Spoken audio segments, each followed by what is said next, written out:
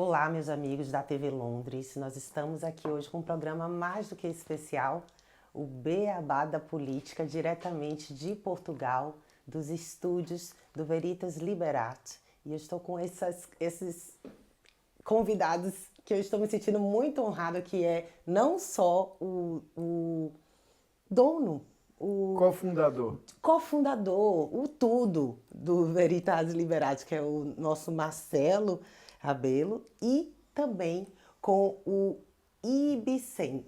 Eu tenho que falar o seu nome direito, né? Porque ainda tem um livro aqui que a gente vai estar falando também. Ibsen Noronha, brasileiro de Brasília, mas que já está há algum tempo aqui em Portugal, professor de História de Direito da Universidade de Coimbra. Ele estava aqui falando nos bastidores que desde o início dos anos 90, 1992, também é um ativista da monarquia, mas eu hoje vou falar bem pouquinho, porque eu tenho muita coisa para aprender. Muito obrigada por me receber, Marcelo. E Ibsen, que prazer te conhecer. O prazer é todo meu. Agradeço o convite aqui do Marcelo. Conheci outro dia aqui no Chiado e simpaticamente também esteve presente na missa de Requiem do Príncipe Dom Antônio em Lisboa. E estreitamos nossos laços de conhecimento e hoje já é o nosso terceiro contato aqui nos estúdios do Veritas. E a Jamile conheci agora há pouco, chegada de Paris, mas vivendo em Londres. E também ficou à disposição para a conversa sobre os temas que acharem mais convenientes para essa tarde. Que legal. Quem é que vai começar, Marcelo? Porque eu já estou com a lista de 10 perguntas na minha cabeça. Então pode começar com a lista de 10 perguntas. Porque assim, eu acho que uma das coisas mais importantes para mim, né, e acredito já tendo conversado um pouquinho com vocês dois, é a questão a minha paixão é a educação. E o quanto que a educação, ela liberta e aprisiona, se não for aplicada da forma correta. E eu acho que uma coisa que tem, em termos de liberdade de informação, de liberdade de você poder falar a verdade, de você poder aprender a verdade, eu queria que você contasse pra gente um pouquinho da sua história e como é que está a situação na Universidade de Coimbra hoje em dia em termos de educação. E já vou direto ao assunto, né? Tá tendo ideologia lá também? Bem, é interessante o tema. Eu estou dentro de uma universidade desde o ano de 1985, portanto, o ano que vem completam-se 40 anos que eu vivo no meio universitário, desde que ingressei pelas mãos do meu pai numa faculdade de Direito, com 17 anos, e depois nunca mais deixei de viver a vida universitária, o mundo universitário sempre me fascinou o problema cultural. Eu gastava minhas horas com leituras e muitas vezes leituras que não tinham nada a ver com o direito, estava na faculdade de Direito, mas lia de tudo um pouco. Meu pai dizia, e bem, que um jurista deve ler tudo, inclusive direito. Portanto, a biblioteca do meu pai, ele se formou no Largo São Francisco nos anos 50, e era aquele sistema antigo de conhecimentos amplos. Portanto, um jurista lia de tudo, sabia de tudo, a biblioteca dele sempre muito vasta. Estou vendo aqui O Idiota de Dostoiévski na sua... Eu me lembro que até hoje... Toma! Então me lembro que numa aula de português no Colégio Marista, ainda no secundário, o professor estava a falar de Dostoiévski. E eu, como passava todos os dias pela biblioteca do meu pai e via a coleção, as obras completas de Dostoiévski, sabia os nomes dos títulos. Então ele perguntava, conhece alguma obra? Ninguém conhecia nada. E eu conhecia todos os títulos. Eu comecei a debitar os títulos e eu passei por sábio a partir de então, sem ter lido uma linha de Dostoiévski naquela época. De maneira que o meu contato sempre foi muito forte com os livros. Eu tenho uma paixão por livros até hoje, que é muito complicada, porque tenho já 3 bibliotecas e não a controlo. E escrevo livros ainda por cima. Bom, sobre o mundo universitário e a vida universitária e o problema da cultura. Esse tema é seríssimo e fundamental, porque a grande transformação que tem que se dar efetivamente no mundo ocidental e que se deu em reverso, e eu apresento isso num curso que tenho sobre a cultura jurídica, o problema da cultura jurídica, foi que houve uma construção de um mundo jurídico e um mundo cultural cristão durante séculos, que é composto pelas vertentes grega na filosofia, romana no direito e, evidentemente, a revelação cristã. Isso compõe, é o tripé da civilização e da cultura ocidental. E desde o século XV, a partir do século XV, começa a destruição desse edifício. Portanto, no primeiro momento, com o humanismo renascentista, a volta ao paganismo, a revolução científica, os critérios deixaram de ser teológicos para serem matemáticos a partir do século XVII. No século XVIII, com o iluminismo, isso se acentua.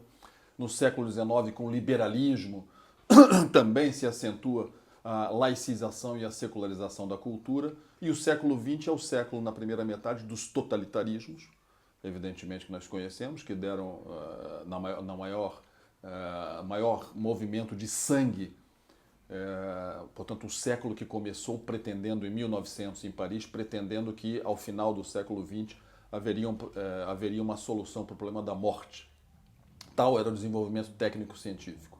E o século XX foi o século em que a técnica e a ciência levaram ao maior número de mortos no que diz respeito à guerra, que nós sabemos, a Primeira e Segunda Guerra Mundial, a Revolução Comunista também, que matou muita gente, e o comunismo ao longo do século XX.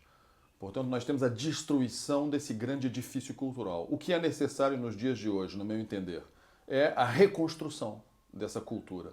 E ela está aí, nós não precisamos inventar, nós temos só que conhecer. E isso é um trabalho penoso, porque é um exercício que nós devemos fazer cotidianamente, e sobretudo os que estão ligados à cultura, às universidades, e não só. Mas nós temos tudo a nosso favor, porque esse monumento está presente, a cultura permanece, apesar de todo esse processo de destruição, e eu costumo dizer para os meus alunos, aqueles que tentam negar a influência grega, a influência romana e a influência cristã no Ocidente, demonstram que são as bases da nossa cultura ocidental.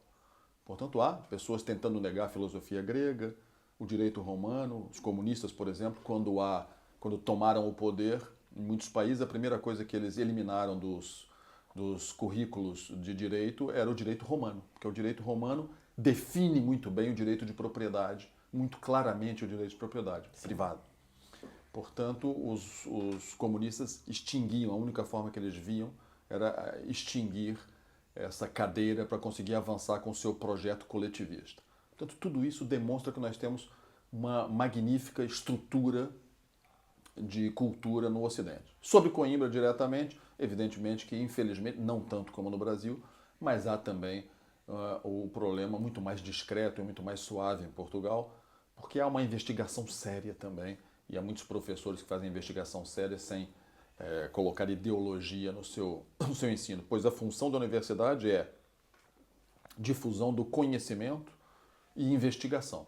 Qualquer outra coisa que esteja na universidade desvirtua a sua finalidade. Portanto, a universidade não foi feita para pescar pessoas para os partidos políticos, nem para doutrinar estudantes, nem para obrigar eles a investigarem o que nós queremos para o nosso interesse.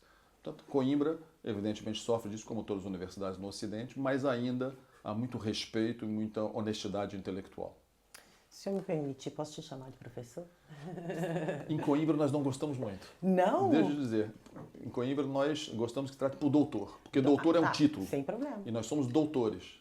Nós fazemos doutoramento. Já sei que a problema. Jamile vai ser doutora também, brevemente. Porque em Lisboa eles tratam por professor, Sim. Faculdade de Direito. E nós dizemos, bom, professor é de educação física, do ensino secundário e os de Lisboa. Coimbra nós somos doutores. Engraçado É o isso. doutor Ibsen Noronha, é o doutor... Eu te chamo como o senhor preferir. Trate porque... como achar melhor, mas já que perguntou, É, é que claro, professor eu para prefiro. Coimbra, especialmente, e para a Faculdade de Fica Direito. aí, ó, já vai o povo aprendendo como é que é em Coimbra. Quando eu digo para os meus alunos logo no começo, digo, aqui o tratamento é senhor doutor. Ok. Senhor doutor. Então, eles tratam, os estudantes aprendem, e nós tratamos os estudantes por senhores e senhoras. Sim, sim, sim. Porque é um relacionamento muito importante esse no mundo universitário, que é um relacionamento muito sério, que deve ter as suas distâncias, porque nós não somos todos iguais. Não somos. Não somos todos iguais. Podemos falar sobre isso, já que vamos falar da Por monarquia. favor. Não somos todos iguais, portanto, é preciso haver esse tratamento. Todos têm as suas qualidades, devem ser respeitados. Mas deve haver uma certa distância, porque a excessiva intimidade leva a muitos problemas que estamos vendo hoje. Problemas de assédio no mundo universitário, no fundo, e aí entra num problema cultural problemático. Primeiro, incitaram a liberdade sexual ao máximo. No primeiro momento, a Revolução fez isso com a liberação sexual nos anos 60, a Revolução da Sorbonne, universitária, é proibido proibir, etc. Defendiam até a pedofilia, aqueles homens. E agora vem, por outro lado, essa questão da guerra contra o assédio sexual, contra o assédio moral, etc, etc, etc. Portanto, nós estamos aqui perante dois extremos, Sim. dois erros. Ora, o que que guarda tudo isso? Primeiro, o ensino correto da Igreja Católica, o problema da castidade. Todos nós devemos buscar a castidade, se querem problemas já sérios. A castidade, nosso corpo deve ser respeitado, nosso corpo não nos pertence a nós, como dizem por aí. Nós devemos muito ao nosso Criador. Portanto, todos nós devemos tentar, com todas as dificuldades, praticar a castidade. Isso já nos mantém uma certa distância com relação a esses problemas, todos os problemas de assédio dentro da universidade, assédio de professores com estudantes, etc, etc, etc. Então, é sempre um erro haver intimidade, é preciso guardar uma certa distância. Então, esse respeito universitário acadêmico que tem, né? Porque a Universidade de Coimbra é a universidade mais antiga aqui de Portugal. Foi fundada por Dom Dinis, 1290. Então, é uma tradição, mas também tradição dos valores que permanecem incutados nas pessoas, a obrigação de estar estudando e aprendendo e não de ir para poder fazer alguma coisa que foge do objetivo principal, que é o ensino. É isso, então? É evidente, é a tradição. Coimbra, sem as tradições, não é nada. Eu me lembro quando eu estava na Inglaterra, estudei na Inglaterra, uma vez um professor muito progressista colocou 2 vídeos. Um de uma escola inglesa muito moderna, em que os alunos saltavam para lá e para cá, vestidos de formas bastante vulgares. E o outro vídeo era de Eton. Os estudantes muito bem vestidos, de cartola, tal, com as suas, mesmo nas competições de ginástica, muito bem vestidos. E o professor queria criar uma polêmica entre o que é preferível. E eu gerei uma polêmica ali com meus colegas, porque dizia, isso é Inglaterra, é a tradição inglesa. Isso aqui pode ser qualquer coisa no mundo, em qualquer lugar. Portanto, Fantástico. Coimbra é a mesma coisa. Coimbra é a tradição. Existem tradições acadêmicas, algumas boas, outras menos boas, mas existem tradições acadêmicas que devem ser respeitadas. Portanto, os estudantes e os professores conhecem essas tradições porque vão sendo transmitidas de geração para geração. Sim. E uma coisa que fica é esse respeito e essa ideia de corporação. Nós somos uma corporação. Os funcionários, os estudantes e os professores, eles formam uma corporação que tem como finalidade última, desenvolver as capacidades e a inteligência daqueles que têm a vocação para isso, a vida intelectual. Fantástico. Eu tô pensando aqui várias coisas com o senhor falando, porque na Grã-Bretanha é um pouco diferente. Eu trato os meus colegas que estão em posições acima da minha como doutor, chamo pelo sobrenome. Mas eu fui a curiosidade, que eu fui a professora mais nova da universidade. Né? Eu tinha 22 anos quando eu me tornei professora. E até por vergonha, porque eu trouxe essa tradição do Brasil, eu me mudei com 19 anos, então tinha pouco tempo ainda. Eu não queria que colocasse nenhum título na minha porta, no meu escritório, porque você coloca o nome e o título. Eu não queria, porque eu fiquei com um pouquinho de vergonha, eu não queria que os alunos achassem, porque eu tinha alunos mais velhos do que eu, né? Alunos de mestrado, e um professor meu coordenador, na época, me chamou e teve uma conversinha no pé do ouvido, assim, como se fosse um tutor mesmo. E ele falou para mim, eu vou lhe dar um conselho, obviamente você escolhe, mas o título é seu. Utilize. Você trabalhou duro por ele e é através dele que as pessoas vão saber como te valorizar. Mas no Brasil a gente meio que perdeu isso. Por causa do problema do igualitarismo. E aí entramos num problema seríssimo. O grande mal do mundo ocidental e o maior erro do mundo ocidental, se forem procurar bem em todas as questões fraturantes, é o problema da igualdade. Muito mal entendida. Que sempre foi estudada desde a antiguidade, há uma tradição do Mediterrâneo europeu de pensamento em torno do problema da igualdade, mas que foi deturpada ideologicamente a partir da decadência do mundo cristão e, sobretudo, a partir da Revolução Francesa. Portanto, nós não somos todos iguais, isso é preciso ter dito. Eu vejo muitos conservadores no Brasil invocando a igualdade, invocando a Constituição, invocando a soberania popular.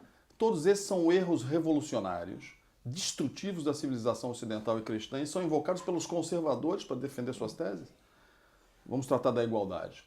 Nós todos somos iguais no que diz respeito à essência. Essencialmente somos todos iguais. E aí temos direitos iguais no que diz respeito à essência. Portanto, direito à vida, todos nós temos, direito a constituir família, direito a conhecer a verdadeira religião. Todos temos esses direitos pela nossa essência. Mas agora eu pergunto a Jamil e o Marcelo, onde é que está a essência, a nossa essência? Eu não estou vendo essência nenhuma aqui. Eu só vejo a Jamil, o Marcelo e eu mesmo. Porque nós somos acidente. E no nosso acidente nós somos todos desiguais. O próprio direito reconhece isso. Eu pergunto para meus alunos, acham que são todos iguais? Porque eu pergunto na primeira aula, o que acha que é a justiça, às vezes? A igualdade. Mas espera aí. Vamos lá, devagar. A própria Constituição reconhece isso. O senhor pode ser candidato a presidente da República? Eu falo para um estudante. Ele diz, não. Por quê? Porque eu não tenho a idade. Portanto, a Constituição reconhece um acidente que é a idade. É um acidente. Então, tudo que diz respeito à essência, nós temos direitos iguais. Mas tudo que diz respeito aos acidentes, nascimento, daí a monarquia, prezar muito o nascimento, família, riqueza, beleza, inteligência, força, tudo isso distingue as pessoas. E nós temos que... Isso é da natureza, faz parte da natureza. Não há uma pessoa que não... Méritos, todos são méritos. Não há uma pessoa que não se destaque por alguma coisa. Isso é que é o bonito na criação. Deus, quando criou o universo, poderia ter criado os homens todos iguais, autômatos. Mas não criou, criou todos desiguais. Por quê? Porque cada homem, se desenvolver a sua vocação ao máximo, vai ter um pequeno brilho da criação de Deus. Agora, se fossem todos iguais, e a ideia do igualitarismo, no fundo, é um ódio a Deus. Os igualitários não suportam as hierarquias detestam e odeiam as hierarquias, porque eles detestam e odeiam quem criou as hierarquias, que foi o Deus que está acima de tudo, o Deus Criador. Portanto, o problema da igualdade é fundamental no que diz respeito a todas as concepções no Ocidente. No caso da monarquia, no campo jurídico-político, é muito importante ter isso muito claro. Porque um conservador ou um tradicionalista que invoque a igualdade, e o problema da igualdade é terrível, porque ele toca numa questão anímica, metafísica, muito problemática. E num vício terrível do homem, que é o orgulho. Ele se torna um orgulhoso e não admite que alguém seja superior. Ora, no mundo cristão, nós admiramos aqueles que estão acima de nós. E a admiração nos faz parecer até com quem está acima de nós. No mundo igualitário, nós odiamos quem está acima de nós. Então, nós perdemos com isso. Então, é preciso vencer esse problema do orgulho, que é um problema grave, é um problema anímico, portanto, é muito profundo. E, por outro lado, o que eu falei agora há pouco, vencer a sensualidade, que é uma espécie de orgulho do corpo.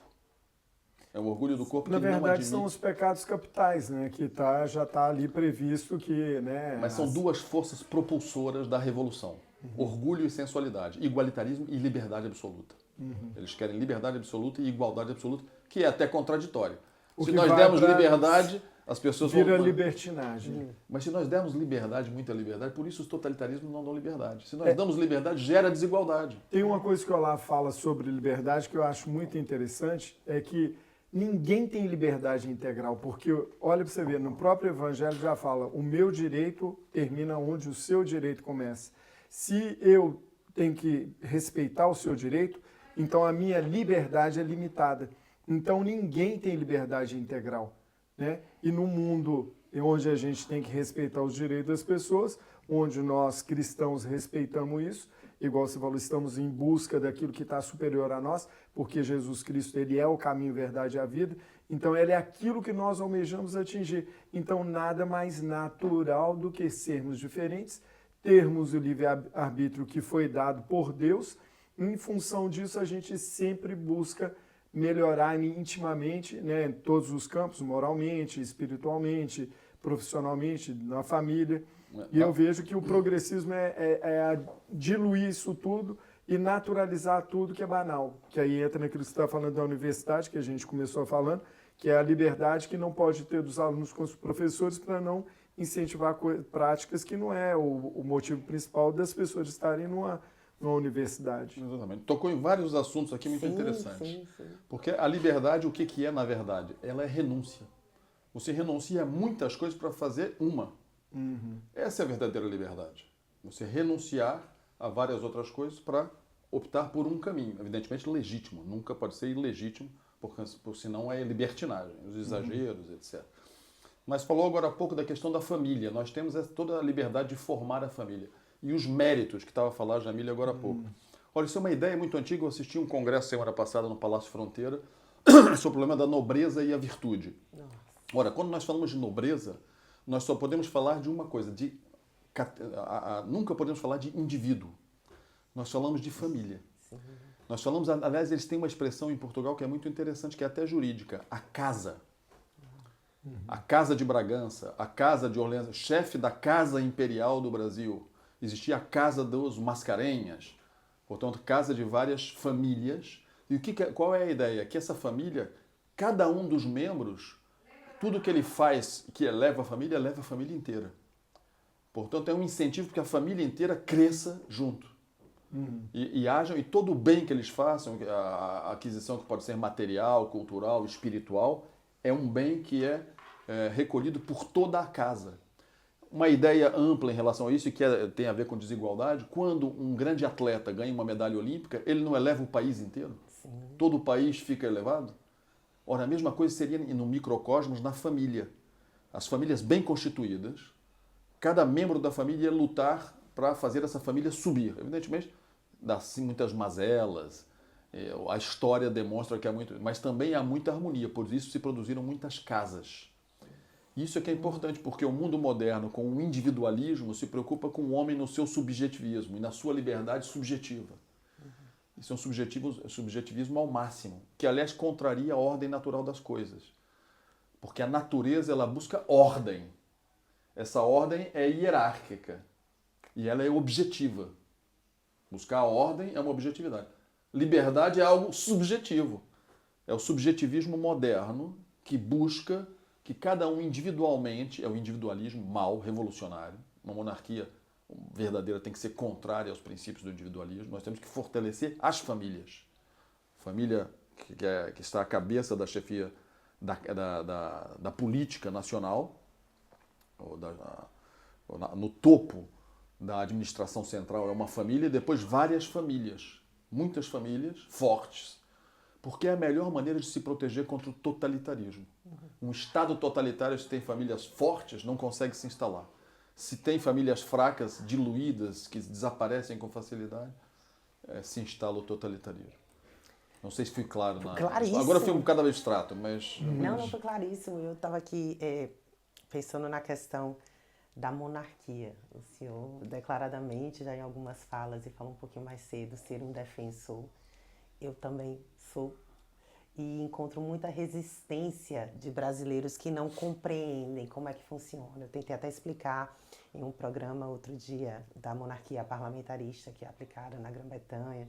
Estamos tendo um momento um pouco complicado, onde recentemente, essa semana, foram 2 milhões de assinaturas em 24 horas para pedir novas eleições, para que o primeiro-ministro fosse removido e as pessoas, mas não vai acontecer, não sabendo que na história já aconteceu, o rei tem o poder de dissolver o parlamento se quiser, mas aí entram outras discussões.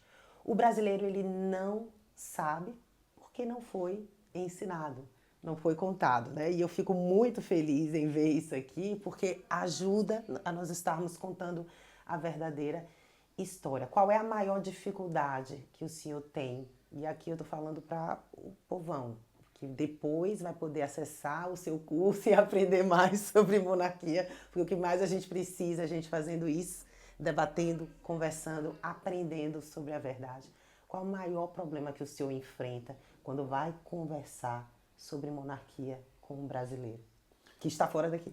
Bom, eu sou, como eu disse, guerreiro velho em questões de monarquia, debato sobre monarquia há décadas. Evidentemente, hoje em dia, num plano mais intelectual e universitário, escrevo algumas coisas e, sobretudo, sirvo à Casa Imperial, porque a outra ideia importante da monarquia é a ideia de serviço. Nós devemos servir, nós não nos servirmos do Estado, nós servimos o Estado. É um peso a coroa. Evidentemente, é um sacrifício. Eu conheço muito bem o chefe da Casa Imperial, o senhor Dom Bertrand, e ele é um homem que vive para o sacrifício, vive para o holocausto. Vamos lá ver. São vários, eu posso até contar 2 ou 3 histórias de debates que talvez seja interessante. Uma vez, num debate no Recife, na Faculdade de Direito do Recife, um assistente professor do Recife, num debate comigo sobre República e Monarquia, ele usou o seguinte argumento, ele diz, vejam como os monarquistas são conservadores, debicando um pouco ali. olha, eles falam que as mulheres, etc., na monarquia não há mulheres no poder, e etc, etc, etc. E eles são muito conservadores, e a mulher é a rainha da casa, e é isso, e aquilo outro. Isso foi no ano de 2000. E eu ouvi tudo aquilo estupefacto. Quando me deram a palavra, eu falei, olha, deve ter sido algum lapso do professor, até um professor da faculdade tradicional, Faculdade do Recife, comete esses lapsos. Nós tivemos na monarquia uma mulher que assumiu a chefia de Estado em Portugal, duas, aliás, Dona Maria I e Dona Maria II, e Dona Maria I foi rainha do Brasil também durante 4 meses, rainha do Reino Unido, e uma que assumiu, a princesa Isabel assumiu várias vezes a regência. Mulheres que assumiram a chefia de Estado. E eu não me lembro, no ano 2000, nenhuma mulher ter assumido uma chefia de Estado na República. Talvez eu esteja esquecido, então eu pergunto aqui para a plateia. Aí fiz silêncio. Ficou aquele silêncio e o professor, evidentemente, ficou envergonhado, porque ele estava usando um argumento psicológico e mesquinho. Ideológico, que no fundo é fazer luta entre os homens e as mulheres, etc, etc. No ano 2000, quando não se falava tanto como hoje, né, do feminismo e do machismo, etc. Que eu ouço pouco falar disso, porque não me envolvo nesses temas, mas percebo que falam muito sobre isso. Foi um caso. Pois um outro problema de discussão. Muitas vezes falam a monarquia é muito cara, etc. Também argumentos psicológicos. Ora, eu investiguei e descobri que cada inglês paga, para ter uma monarquia, por ano, em impostos, o preço de um café. O preço de um café. Vamos dizer, £1, talvez? £1. Cada um paga £1 para ter a monarquia. É isso que paga. E a monarquia, o que ela traz para além, isso é o lado menor da monarquia. Eu estou falando do lado mais baixo. Falar de dinheiro, que brasileiro é dinheirista, né? Então tem que falar assim para ele... Traz de riqueza e etc, e cultura, e etc, etc, é inimaginável. Veja o Brasil hoje. Nós estamos sustentando quantos presidentes da República? José Sarney, que não foi presidente da República, Fernando Henrique Cardoso, Collor de Mello, da Silva, Dilma, Bolsonaro, Temer, 7 presidentes com todo o seu staff, nesse momento agora. Imagine quanto deve custar isso. Depois, o patrimônio do Buckingham Palace, ou do Palácio de Windsor, que é visitado, são todos visitados, portanto geram receitas, é extraordinário, patrimônio histórico. Não dá para comparar com o Palácio do Planalto, nem o Palácio da Alvorada. O Palácio da Alvorada especificamente. Portanto, argumento minor, questão econômica. Argumento maior, o que é mais importante? A monarquia é mais importante porque ela dá uma ideia... A estabilidade, tudo isso é muito importante, mas ela dá uma ideia simbólica muito importante.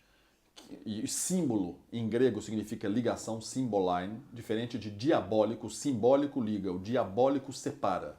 Então é o simbólico, aquilo que liga o povo com a sua história, com o passado, que é representado vivamente pela casa imperial, pelos príncipes, pelos membros daquela família, que representam historicamente. A família dos príncipes do Brasil nós conseguimos acompanhar genealogicamente até mais ou menos os imperadores romanos. Eles descendem de imperadores romanos.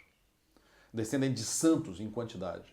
Descendem de grandes guerreiros. Descendem de grandes monarcas. Procurem a genealogia dos príncipes e vão ver. Nós chegamos a mais de quase 2.000 anos, nós chegamos pela genealogia deles. São homens que estão enraizados. Aqui em Portugal costuma-se dizer que o senhor Dom Duarte, o Duque de Bragança, é a Torre de Belém de fato e gravata. Porque ele é história de fato e gravata. Portanto, esse é o lado maior, que é o lado simbólico, que liga e o Brasil fica com raiz. Para além disso, é diferente ter uma monarquia estável, como disse agora a Jamile, estável porque é uma família e porque é hereditária e vitalícia. Portanto, um reinado dura muito tempo, em princípio dura muito tempo, segundo a natureza, do que uma república em que um presidente é eleito e está logo pensando na próxima eleição. Aliás, havia um dito na época da pró-monarquia, do movimento monárquico de 93, do plebiscito, que nós utilizamos muito. Enquanto a monarquia se preocupa com as futuras gerações, as repúblicas se preocupam com as futuras eleições. Nós preocupamos com gerações. Isso é muito mais importante para um país do que meras discussões. A longo prazo. E as eleições dividem o país. Olha, a última eleição dividiu completamente o país. Quer dizer, é para isso que serve a República. E agora, para dar exemplos históricos, Rui Barbosa, que é um dos homens responsáveis pela República. Foi senador, foi conselheiro do Baiano Império. de orgulho. Um baiano, um homem de uma grande inteligência, mas que infelizmente tem esse problema de ter apoiado a República. Mas em 1915, num discurso, ele diz: de tanto ver prosperar os maus, de tanto ver agigantarem-se os poderes nas mãos dos maus, de tanto ver triunfar as nulidades, um homem chega a ter vergonha de ser honesto. Mas ele diz mais uma frase que ninguém coloca.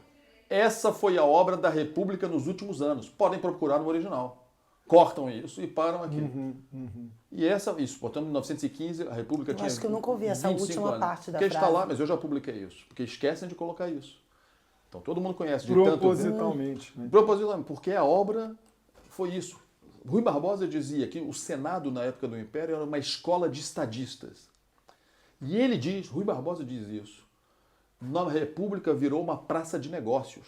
Imagine se visse o que é hoje o nosso legislativo. Isso diz Rui Barbosa, portanto eu estou colocando as palavras na boca de um republicano muito inteligente, baiano aqui em homenagem a Jamil. Portanto, posso dar centenas de argumentos, mas eu acho que o mais importante é isso, é o aspecto simbólico. Havendo outros 1000 argumentos, há vantagens políticas, econômicas, sociais, culturais, religiosas e tantas outras vantagens que nós podemos elencar para a monarquia. Ora, como é que se deve difundir isso? Deve se difundir como uma mancha de azeite, que a gente joga num papel e ela vai aos poucos se difundindo. Nós não queremos aqui nenhum frisson republicano de ganhar eleições. Nós queremos que os brasileiros percebam que para o Brasil cumprir a sua missão, que Deus desejou para o Brasil desde toda a eternidade, quando criou, porque ele sabia que existia um povo brasileiro católico, que ia ser descoberto por um pequeno país, Portugal, cujo primeiro ato ia ser uma Santa Missa, cujo primeiro monumento ia ser uma Santa Cruz. Ele sabia que existia esse povo. E quando os brasileiros perceberem que no concerto das nações nós podemos ensinar muito para os povos no mundo inteiro, e eu acho que até há uma renovação no Brasil espiritual hoje por causa disso. É uma graça de Deus especial. Mas esse é outro problema. Quando o brasileiro perceber isso, ele vai perceber que a única forma de alcançar o máximo da nossa vocação é com um regime monárquico. Monárquico e aristocrático. Com aristocracia, com grandes famílias também. Portanto, monarquia, aristocracia e alguns elementos de democracia, porque é outro problema dos conservadores, invocando a democracia. A ciência política, nós conhecemos a ciência política tradicional, que demonstra que a melhor forma de governo é a monarquia, temperada por aristocracia e com alguns elementos de democracia, como é a Inglaterra, aliás. Apesar de eu ter meus senões em relação ao problema inglês por causa do protestantismo. Mas, porque a igreja e o Estado lá estão reunidos, não estão unidos, eles estão reunidos numa só pessoa, que tem o poder espiritual e temporal, uma teoria hobbesiana, etc.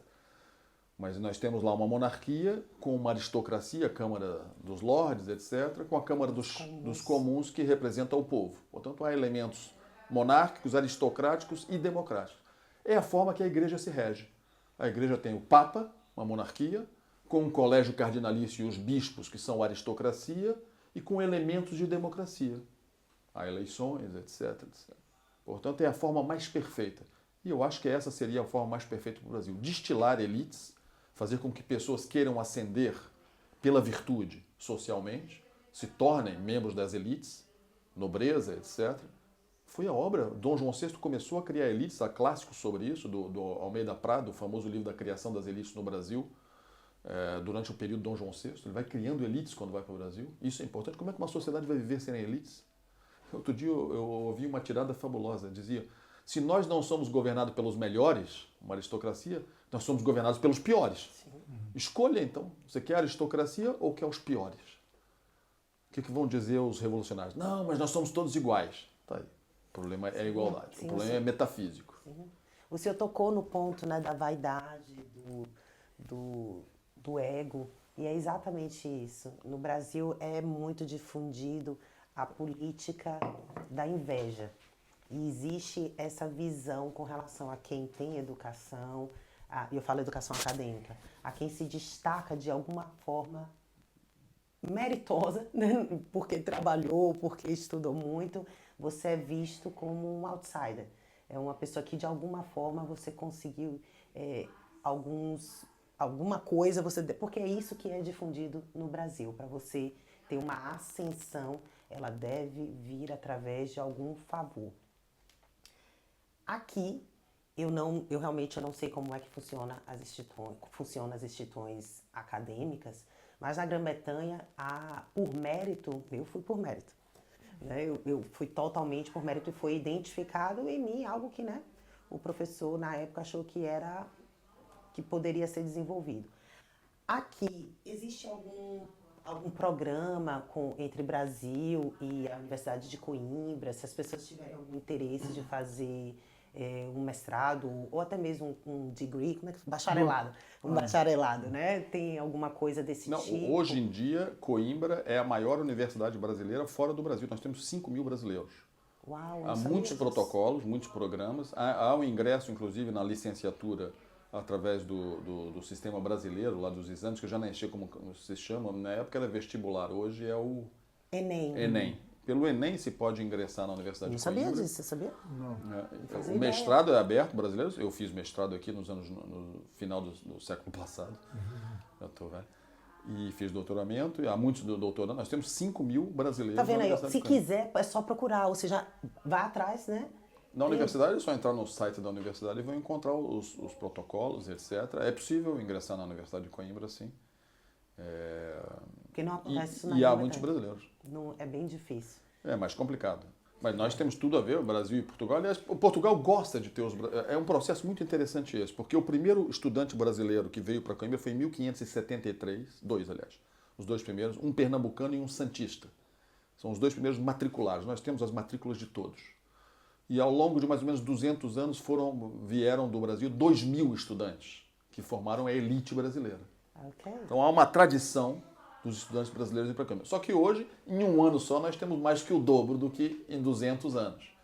Isso é muito bom, porque apesar de toda a problemática que nós sabemos no mundo universitário, as ideologias, há muito respeito ainda na Universidade de Coimbra, muita tradição, a tradição mantém um certo equilíbrio.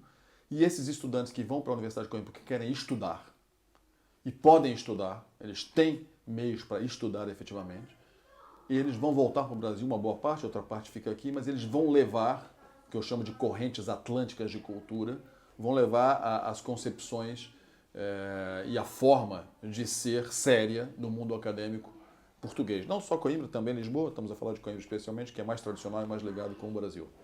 Mas isso, a médio e longo prazo, será efetivamente também, e eu tenho tido muitos alunos de grande qualidade brasileiros. Há um caso muito curioso, recente, 2 semanas mais ou menos, um aluno meu de há 2 anos que ganhou o prêmio. Em Coimbra nós temos os prêmios de melhor aluno que eles recebem, aliás, vai ser no dia 5 de dezembro agora. Valia a pena ir a Coimbra assistir, porque dia 5 de dezembro é o dia da faculdade, entregam seus prêmios escolares e há 2 conferências. Uma vai ser sobre Camões, nos 500 anos, e outra vai ser embaixadora de Timor, sobre as relações Timor-Portugal. Recebem os prêmios dos melhores alunos nesse dia. Ora, há 2 anos, um aluno meu que foi melhor aluno brasileiro, que depois vinha saber que ele é neto de um ex-professor meu no Brasil. Nossa. Um professor de Sergipe, do professor Fontes Alencar, professor de processo, já morreu, processo penal, que foi ministro do Superior Tribunal de Justiça, logo no início do Superior Tribunal de Justiça, quando foi criado pela Constituição de 88. E há pouco tempo ele me pediu uma carta de recomendação para uma bolsa. Eu dei a carta, ele, na semana passada, aliás, está no site da universidade, podem procurar, se entrar no site da Faculdade de Direito da Universidade de Coimbra, está lá, ele recebeu a bolsa da Calouste Gulbenkian, que é um estudante brasileiro, tem as melhores notas. Não é caso único, há muitos outros. FDUC, coloca FDUC, vai aparecer o site, tá aí? Não, eu encontrei o C. Não, FDUC, coloque. FDUC. FDUC. Vai aparecer. PT. Não precisa nada, só FDUC vai aparecer Faculdade de Direito da Universidade de Coimbra. Está aparecendo aqui o CPT. Deixa eu jogar ali para a gente ver. Não, mas é Faculdade de Direito, porque o seu é o site da universidade, é diferente do site da faculdade.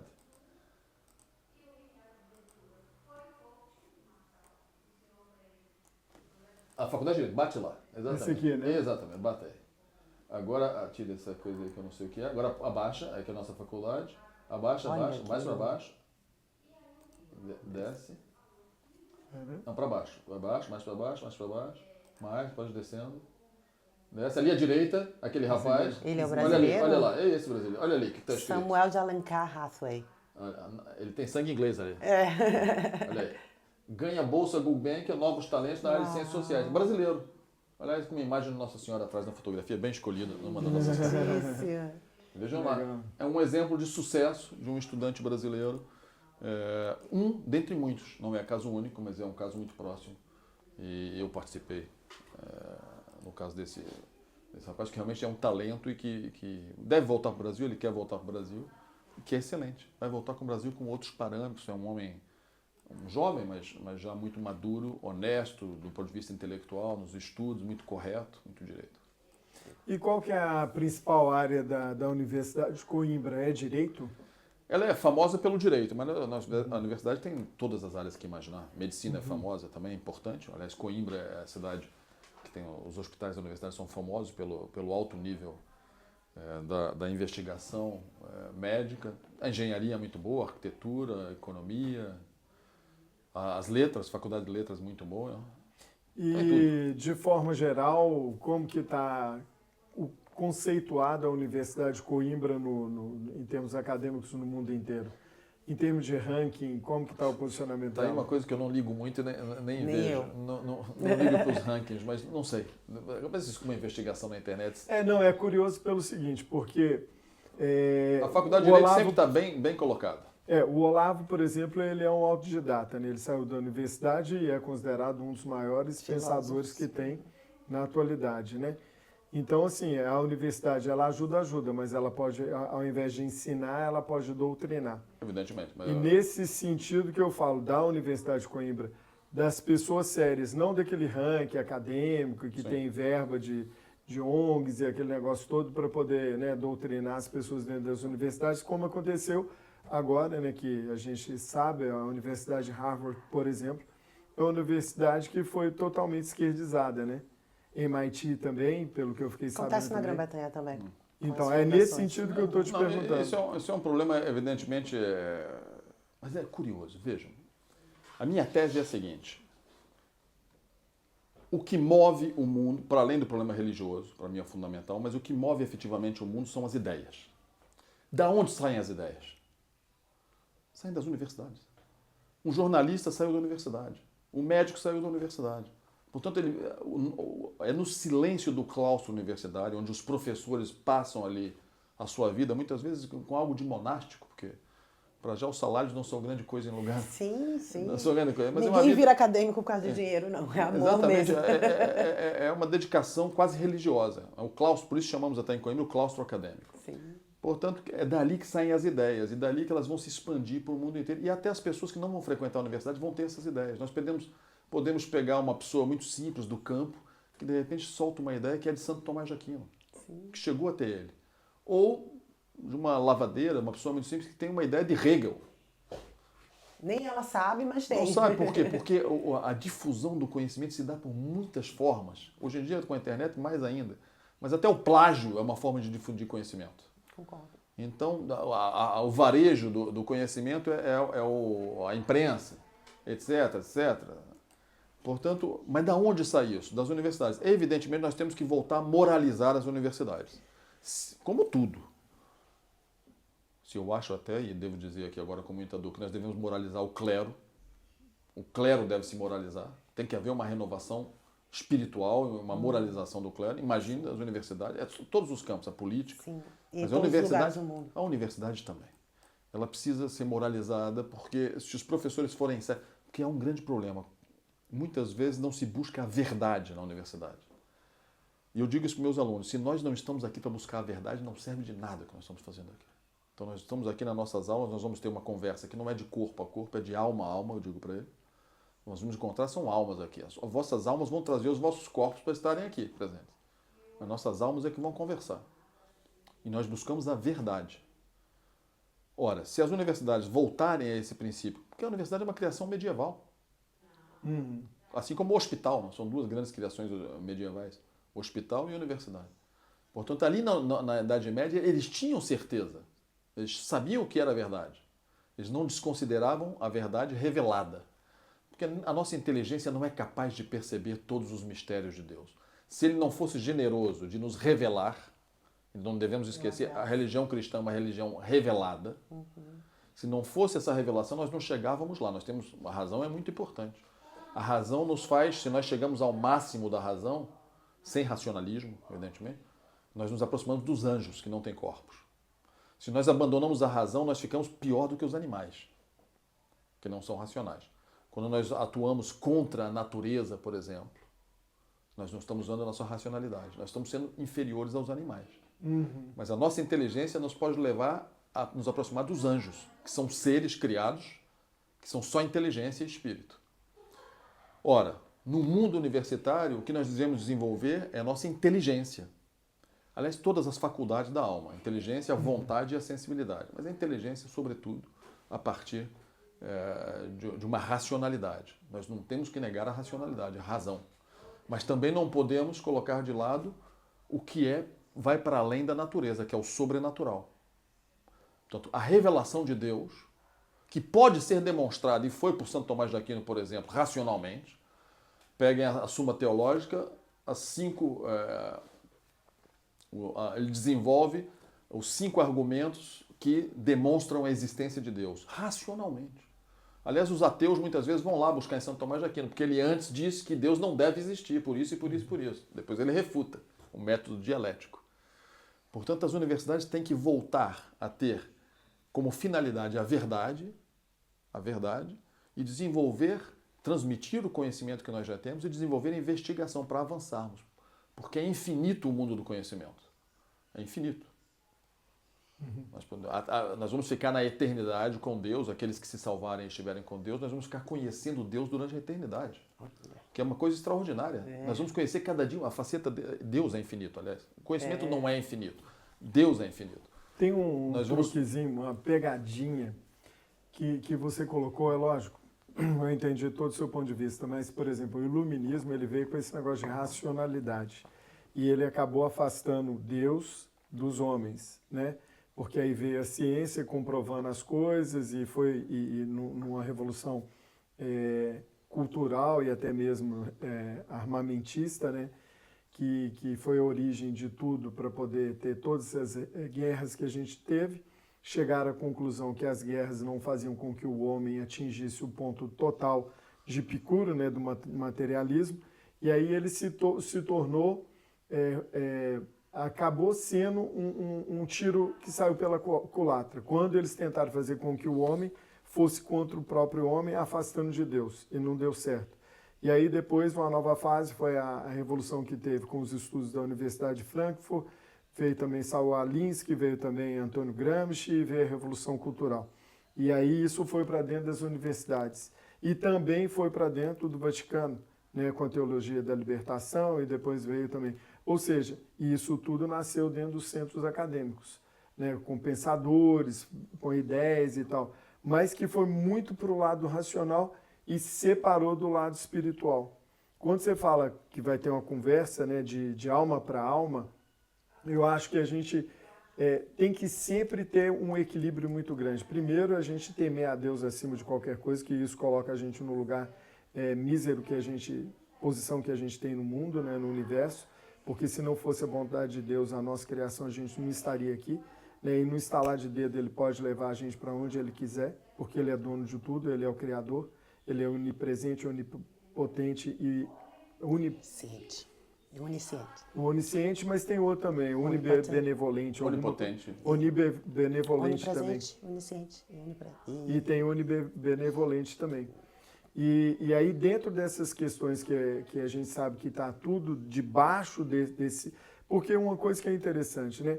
Se tudo foi criado por Deus, então ele existia antes de tudo que ele criou. Então ele já é o início e ele é a eternidade, o infinito.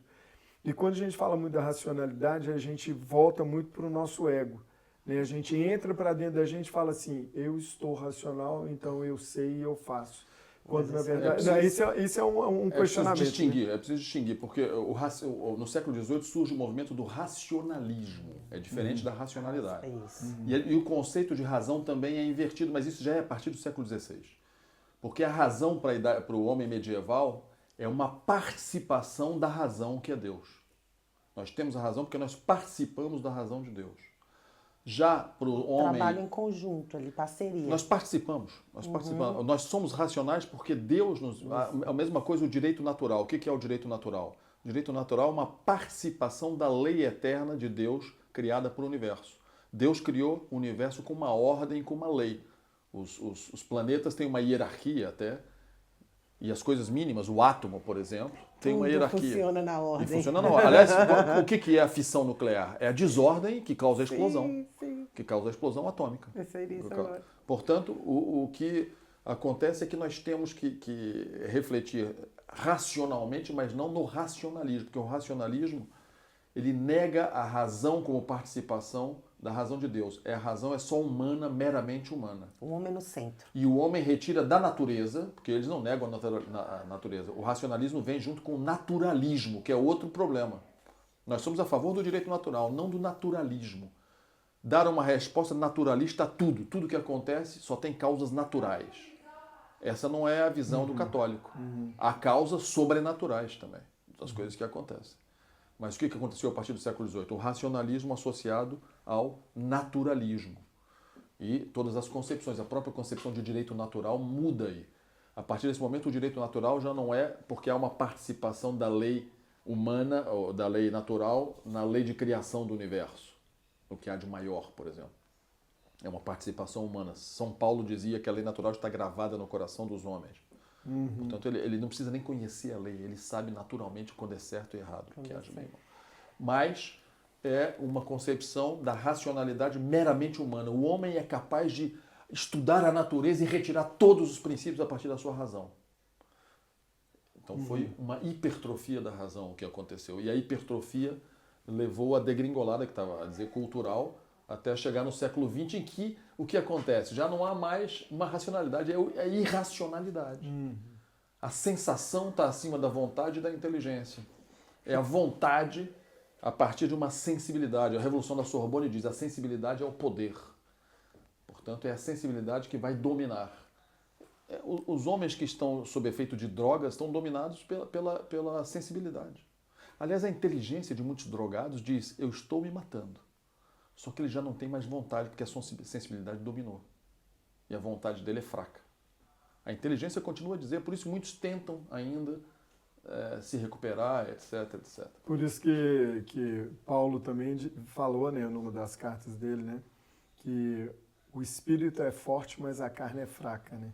Exatamente, é preciso então controlar. Você tem a vontade, você tem a racionalidade, você percebe o mal que você está fazendo para você mesmo, mas diante dos vícios, né, e a fraqueza da carne que você deixou ser vencido por ela, você acaba indo nesse caminho, que é o que a gente tem visto nas universidades, acontecendo muito, igual a Maria Helena, você conhece, né, da Associação Família Conservadora, lá do Norte, lá, ela mora lá no Porto, e ela tem um trabalho muito bonito que ela faz com relação a alertar os familiares, as famílias, diante da ideologia de gênero nas escolas, o feminismo, o mal que isso tudo ocorre, que causa, né, nas famílias e os prejuízos que trazem.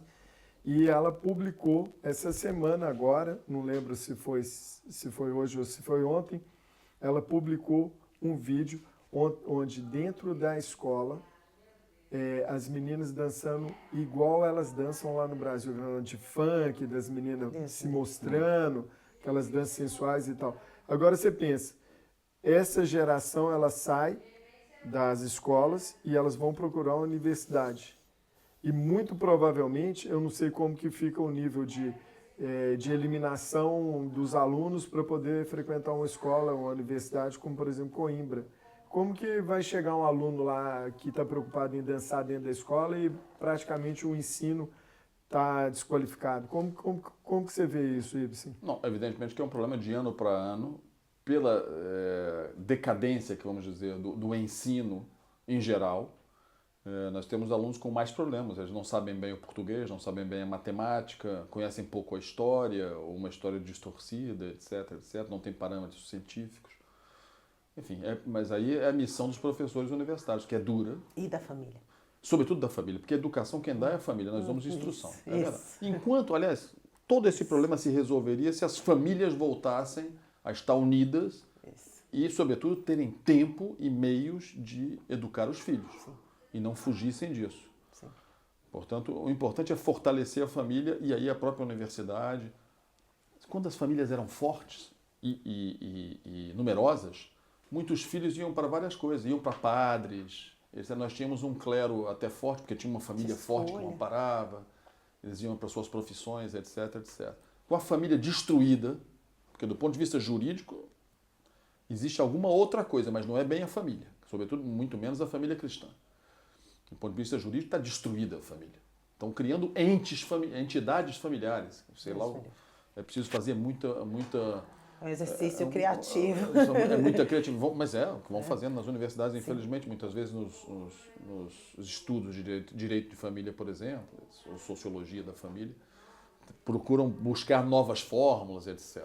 Como eu disse desde o começo da nossa conversa, é que nós não precisamos inventar nada, a cultura já foi formada durante séculos, nós precisamos voltar com a cultura tradicional, recuperar o que foi abandonado. Eu costumo dizer que a nossa missão, quem defende a tradição e o conservadorismo, é pegar aquelas bandeiras que foram jogadas fora, sujas, estragadas, limpar, remendar as bandeiras e voltar a erguer essas bandeiras. Essa é a nossa missão. E como retomar? Porque, assim, tem essa frente, essa linha progressista que está fazendo de tudo para poder destruir a família. Primeiro afastar a gente de Deus, depois destruir a família. A partir que eles consigam isso, eles conseguem, então, dominar o povo, controlar a população, que já foi um dos objetivos dele, tirar a família monárquica, que é baseada em família. Então, já conseguiu destruir um elo dessa corrente que é uma coisa que a gente entende como sendo uma coisa natural, coisa de Deus, que era para continuar. A hierarquia é também uma forma da gente se autodisciplinar, né? Então, como que você vê o resgate disso tudo atualmente, com tanto bombardeio nas redes sociais, na grande mídia principalmente, vindo muito capital estrangeiro e de tudo quanto é lado, ONGs e tal, financiando para que essas coisas aconteçam. Marcelo, isso é tudo, tem uma frase francesa que eu gosto que resolve tudo isso. Ele aliás, baseado numa passagem de um romano. Chasser le naturel, ele reviendra au galop. Você caça o natural e ele volta a galope. Essa tentativa frustrada de se atacar a ordem natural das coisas está fazendo essa revivescência que nós estamos vendo no mundo inteiro. As pessoas ficaram cansadas por quê? Porque a ordem natural das coisas tem sido colocada de lado. Então, imagine, só para dar um exemplo histórico, a União Soviética. Eu estava na Universidade de Brasília em 1987. Se eu dissesse em 87, 88, olha, daqui a um ano a Muro de Berlim vai cair, a União Soviética vai desaparecer, eu seria linchado ali. Sim. E, aliás, eu nem era capaz de dizer isso, não tinha capacidade de compreender o que estava acontecendo. Mas, de repente, a União Soviética, que era o colosso, tinha pés de barro e desapareceu aquilo. Ruiu completamente. Não desapareceu o comunismo, isso é outro problema, mas o sistema que eles queriam desapareceu. Por quê? Porque eles foram contra a ordem natural das coisas. O Ocidente tem ido contra a ordem natural das coisas. O que está acontecendo? Uma renovação brutal no Brasil. Vou dar um exemplo do Brasil, nós somos brasileiros. Eu conheço bem o meu país, eu tenho 57, vou fazer 57 anos, conheço, estou muito tempo fora, mas acompanho tudo o que acontece. Na época do plebiscito, eu tinha dificuldade de juntar jovens para falar sobre o tema, mas conseguia. E eles ficavam, muitas vezes, abertos ao tema. Hoje em dia é uma facilidade. Os jovens estão abertos no Brasil a isso. Estão abertos ao transcendente, ao problema da religião. Estão abertos ao tradicionalismo religioso católico. Abertos às ideias em relação à monarquia, já não tem mais preconceito. De tal maneira, a revolução, o que eu chamo de revolução com maiúsculo, tentou atacar a ordem natural das coisas, que ela voltou a galope.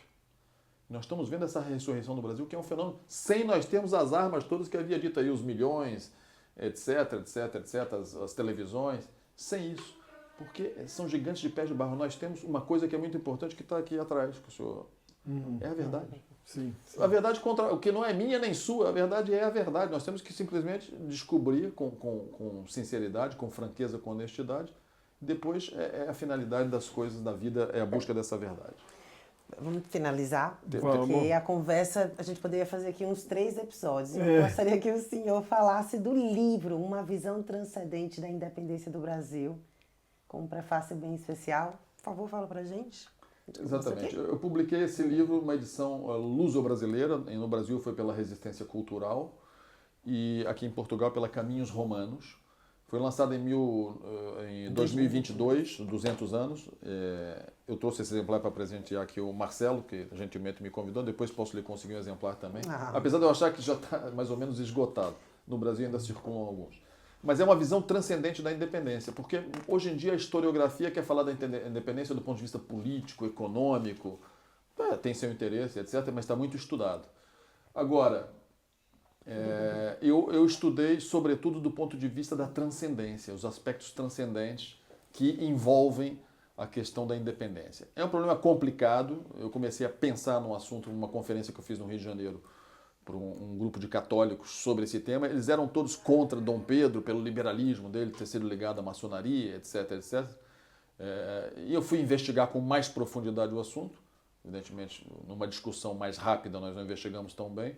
E descobri documentos muito interessantes que eu publico aí e que mostram que há um aspecto transcendente, e a independência do Brasil ela é uma reação ao jacobinismo português, porque eram muito mais radicais aqui no que diz respeito à Revolução do Porto, no que diz respeito à monarquia.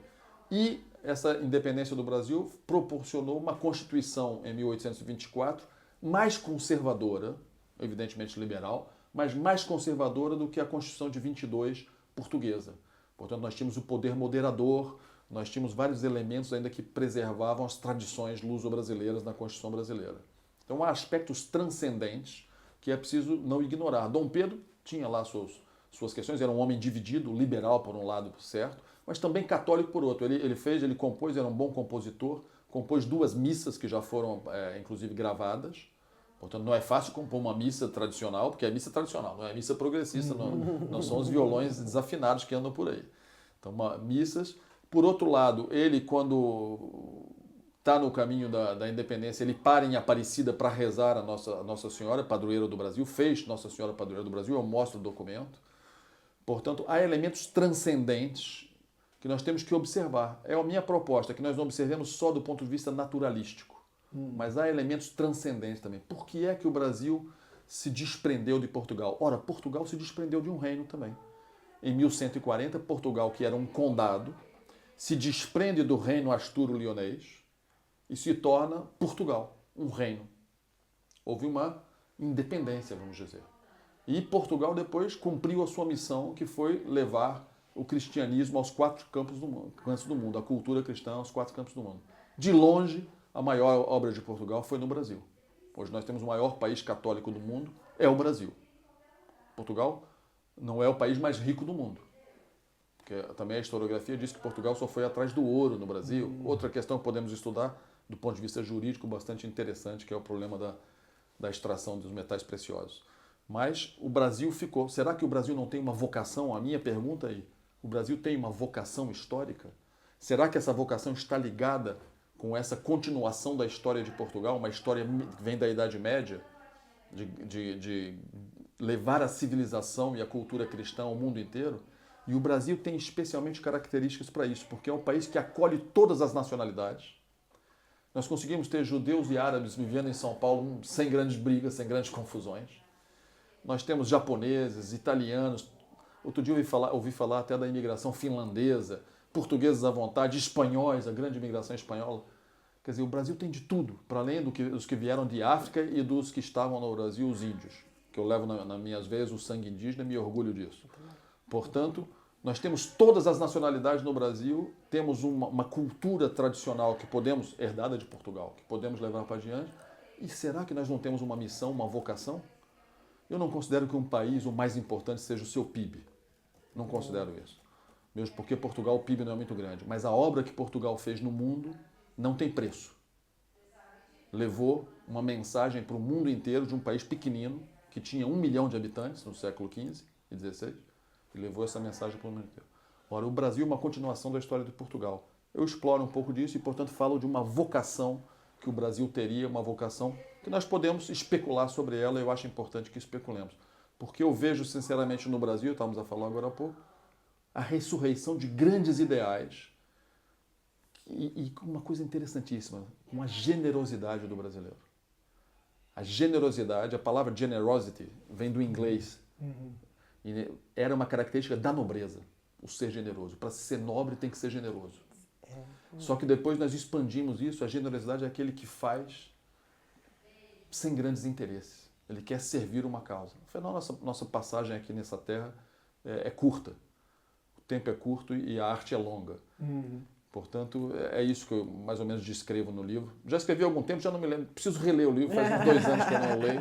Mas a ideia genérica é aí. E tive a honra de ter o prefácio do senhor Dom Antônio, que é meu padrinho de casamento, e morreu agora há algumas semanas.